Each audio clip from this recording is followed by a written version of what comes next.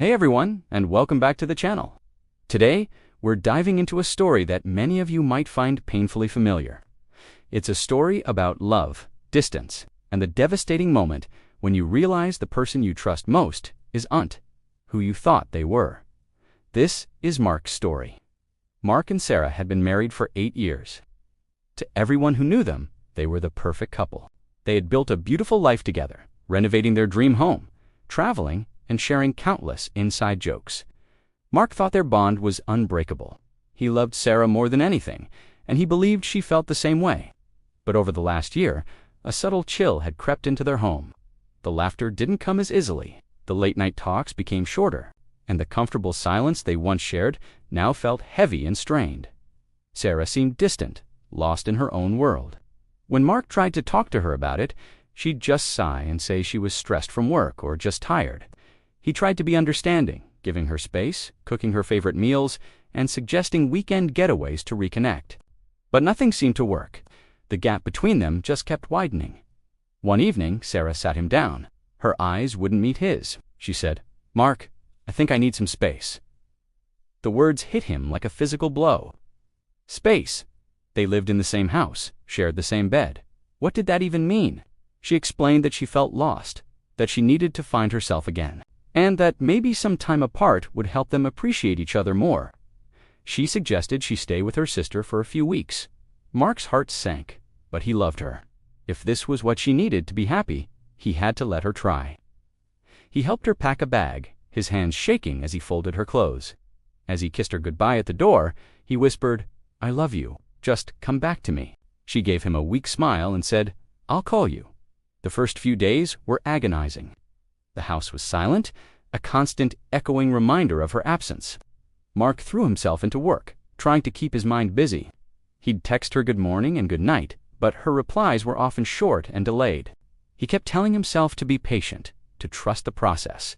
He kept telling himself this was for the best. About a week later, Mark had a terrible day at work. A major project had gone wrong, and all he wanted was to hear his wife's voice. He called her, but it went straight to voicemail. He tried her sister, but she didn't pick up either. A knot of anxiety tightened in his stomach. He just needed to know she was okay. On a whim, he remembered they had a shared location app on their phones, something they'd set up for safety years ago and had completely forgotten about. He opened the app, his thumb hovering over her icon.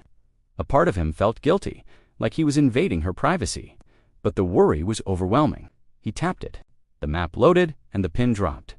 His blood ran cold. The location wasn't her sister's house. It wasn't even in the same city. It was an apartment complex on the other side of town, a place he'd never seen before. Panic set in. Was she in trouble? Did something happen? He jumped in his car and drove, his mind racing through 100 different worst-case scenarios. He kept calling her, but her phone remained off. The drive felt like an eternity. As he pulled up to the address, he saw her car parked on the street. A wave of relief washed over him, quickly followed by confusion. What was she doing here? He got out of his car and approached the building. He didn't know which apartment was hers or what he was even going to do. As he stood there, feeling lost, the main door of the building opened, and there was Sarah, but she wasn't alone. She was laughing, her head resting on the shoulder of another man. The man had his arm wrapped tightly around her waist. And then, right there under the streetlight, he leaned down and kissed her. It wasn't a quick peck. It was a deep, passionate kiss, the kind she hadn't given Mark in years. The world stopped. The air left Mark's lungs. It was like watching a movie of his life being destroyed right in front of him. The man wasn't a stranger. It was a colleague from her office, someone she'd always referred to as just a friend. The space she needed wasn't about finding herself.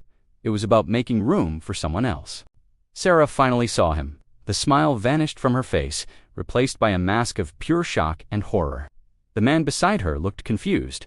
Mark just stood there, frozen. He couldn't speak, couldn't move. All the little signs, the late nights at work, the secretive texts, the emotional distance all crashed down on him at once. The puzzle was complete, and the picture it formed was devastating. He didn't yell, he didn't scream, he just turned around, walked back to his car, and drove away. The entire drive home was a blur of tears and a single repeating question. Why? He had given her everything. his love, his trust, his entire world, and she had shattered it without a second thought. When Mark got home, he walked through the silent house. Every photo, every shared object, now a monument to a lie. The life he thought he had was a facade. The woman he loved was a stranger. Her request for space was the cruelest kind of deception, a gentle lie to cover a brutal truth. This kind of betrayal leaves scars that can last a lifetime.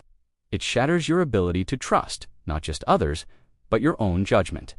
For anyone who has gone through something similar, please know that you are not alone. It's not your fault, and healing is possible, even when it feels like your world has ended. Reaching out to friends, family, or a professional therapist can make all the difference. It's a sign of strength to ask for help when you're carrying such a heavy burden. Thank you for listening to Mark's story today. If this resonated with you, please consider liking the video and subscribing to our channel for more content like this. Sharing these stories helps us all feel a little less alone in our struggles. Take care of yourselves, and we'll see you in the next one.